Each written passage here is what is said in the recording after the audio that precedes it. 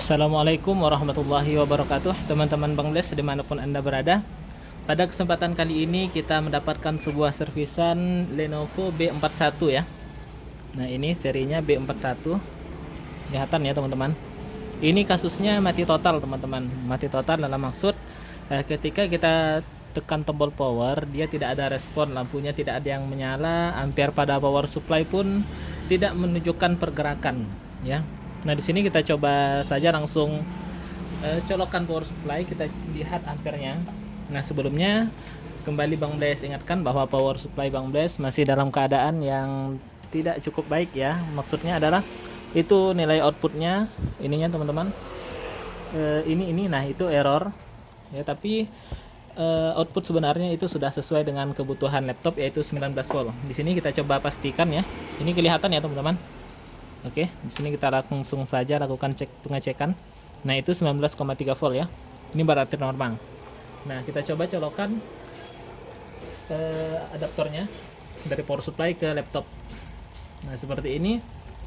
Kita coba tekan power dan tidak ada perubahan sama sekali ya. Ampernya pun 0,00 ya teman-teman. Nah, ini ampere current ini 0,00. Oke, seperti itu. Ini menandakan bahwa laptop ini bermasalah di tegangan utamanya ya. Kemungkinan 19 voltnya tidak menyebar ke seluruh bagian mainboard. Nah, ini kita bongkar saja terlebih dahulu. Untuk bagian pembongkaran kita skip saja ya teman-teman. Baik teman-teman, ini adalah penampakan mainboard dari Lenovo B41 yang tadi ya. Ini adalah kode boardnya. Nah, ini kode board AAWBC garis miring BD ya, LAC293P. Nah, untuk melakukan pengecekan pada mainboard seperti ini, tentunya kita memerlukan skematik ya teman-teman. Namun sayang untuk seri ini skematiknya belum ada. Jadi kita coba usahakan semaksimal mungkin untuk menyervis tanpa menggunakan skematik ya. Ini akan sedikit sulit teman-teman.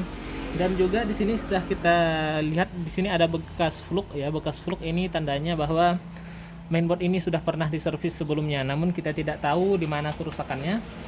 Langsung kita lakukan pengecekan pada bagian MOSFET chargingnya ya. Karena mungkin hanya ini satu-satunya harapan kita. Jika seandainya pada bagian charging ini tidak bisa kita selesaikan, maka kemungkinan ini akan kita cancel. Karena yang pertama tadi tidak ada skema, itu sangat menyulitkan ya teman-teman. Oke, ini langsung saja kita coba colokkan. Kita cek tegangan pada jalur chargingnya. Ini ada dua buah MOSFET ya teman-teman. Kemungkinan besar ini adalah MOSFET pertamanya, MOSFET pertama dan MOSFET keduanya ini. Nah, bagian ini MOSFET pertama yang masuk dari input dari power supply ke sini, lalu kemudian diteruskan ke MOSFET kedua, lalu kemudian masuk ke seluruh blok melewati R ini teman-teman, PR302 ini. Kita coba saja lakukan pengecekan di sini di pin di pin 5678 nya ada 19 volt. Di pin satunya kita coba cek. Nah, ini tidak lolos tegangan teman-teman. Ini tidak lolos tegangan. Ya, seharusnya di sini ada 19 volt juga dia. Nah, jadi di bagian R sini pun harusnya ada 19 volt. Ini drop. Sangat jauh dropnya. Kita cek pin 4. Oke, pin 4 di sini 0 volt ya. Ini menandakan ada masalah di blok chargingnya. Kita coba jumper saja terlebih dahulu ya teman-teman. Ini hanya untuk melakukan pengetesan. Kita coba jumper. Sebelumnya kita ambil tombol power.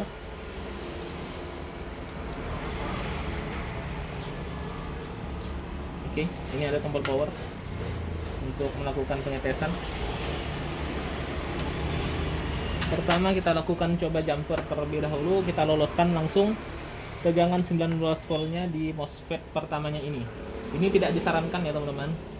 Namun jika kepepet hanya untuk sekedar melakukan pengecekan, maka ini bisa kita lakukan.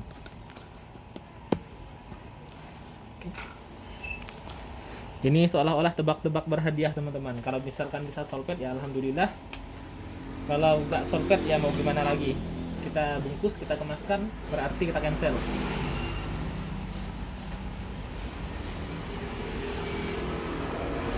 Oke, di sini kita kasih timah terlebih dahulu untuk memudahkan proses jumper. Kalau sudah dikasih timah, kita ambil kabel. Ini terserah menggunakan kabel atau kawat ya. Yang penting bisa menghantarkan arus listrik, bisa mengantarkan tegangan ya teman-teman. Oke, ini sudah kita jumper sebentar menempel. Nah, ini sudah selesai kita jumper ya.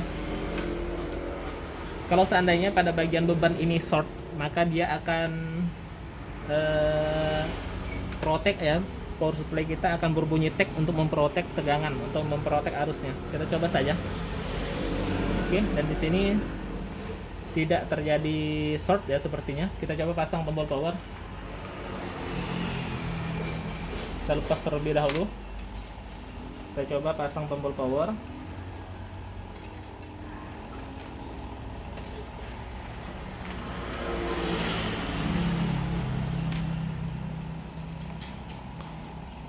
Seperti ini kelihatan ya teman-teman. Nah, ini tombol powernya sudah terpasang. Kita coba kembali colokkan adaptor.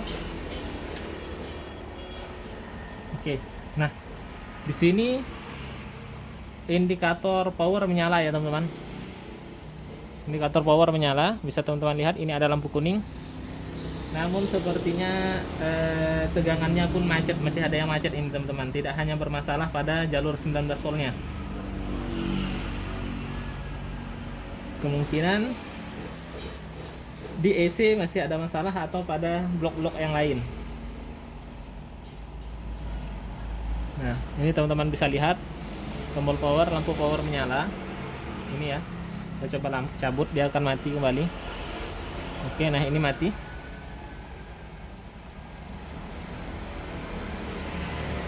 Kita coba colokkan ya, mati ya teman-teman. Kita coba hidupkan. Nah, ini hidup, nyala lampu kuningnya. Namun teman-teman bisa lihat bahwa ampere hanya menunjukkan 0,19 ya, 0,119. Nah, ini bisa teman-teman lihat, dan ini terlalu rendah teman-teman. Ini bisa kita pastikan tidak tampil ya, bahkan mungkin mesinnya pun belum jalan. Kita coba lakukan sedikit pengecekan terlebih dahulu di PL 3 volt dan 5 voltnya, apakah di sini ada tegangan atau tidak. Kalau sekiranya di sini ada tegangan, berarti ada masalah di tegangan PS-nya. Oke, 3 volt keluar. Nah, ini masalahnya teman-teman, 5 voltnya ini mampet teman-teman. Nah, ini seharusnya di sini ada 5 volt dan ini tidak keluar. Oke, 19 voltnya lolos. Oke, di sini tidak keluar tegangan 5 volt.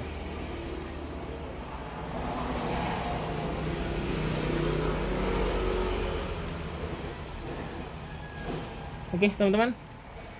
Tak banyak yang bisa kita lakukan tanpa sebuah skema ya, apalagi kita tidak menemukan adanya mainboard yang mainboard normal. Kalau seandainya kita menemukan sebuah mainboard yang normal, maka mungkin kita bisa mengkonvert tegangannya ya. Jadi kita ambil mainboard yang normal, kemudian kita cocok-cocokkan tegangannya pada mainboard ini. Nah, jadi mungkin tutorial ini berakhir zong ya, berakhir gagal, tapi tidak masalah, kita akan tetap coba mengusahakan yang terbaik untuk servisan yang coba kita kerjakan. Jadi seperti itu teman-teman. Beginilah jadinya kalau seandainya kita nyervis tanpa menggunakan skema ya. Akan sedikit sulit, bukan sedikit sulit tapi akan sangat sulit. Terlebih lagi ini mainboardnya, kode komponennya cukup sedikit, dan IC yang digunakan pun IC yang jarang ada gitu teman-teman, bukan IC yang umum digunakan. Jadi sekian tutorial dari Bang Bles ya, bagaimana caranya kita melakukan pengecekan pada laptop yang mati total. Ya, sekian, mungkin belum rezeki kita. Assalamualaikum warahmatullahi wabarakatuh. Jangan lupa like, komen, dan subscribe. Baik teman-teman, ini Bang Bless ada kejadian sedikit lucu ya. Ini tadi adalah mainboard laptop yang sudah kita cancel ya. Cuman setelah membuat video yang tadi, Bang Bless coba kembali melakukan pengecekan ya pada mainboard ini, dan ternyata masalahnya adalah ketika ini kita colokkan ke adaptor ya, dia tegangannya 3 volt dan 5 voltnya normal. Namun setelah kita tekan switch, 5 voltnya itu drop teman-teman. Nah tadi Bang Bless tempat melakukan suatu hal yang sedikit nekat ya sebenarnya. Jadi setiap komponen yang terhubung dengan jalur 5 volt itu Bang Bless cek satu persatu. Jadi ini sengaja tadi tidak divideokan ya, karena Bang Bless sendiri sudah negatif thinking ya, kemungkinan besar ini tidak akan bisa diselamatkan kembali. Lalu Bang Bless iseng-iseng coba cek satu persatu ini komponennya teman-teman. Jadi dicek satu persatu komponennya, lalu kemudian bertemulah ya di bagian IC ini. Ini sepertinya IC PS-nya teman-teman. Nah di sini ada 5 volt dan 3 volt ya standby ketika kita colokkan adaptor. Namun setelah kita tekan switch ya, ternyata 5 voltnya ikutan drop. Ini tadi Bang Bless berasumsi kalau enggak IC 5 voltnya sudah lemah, itu berarti ada short di beban ya.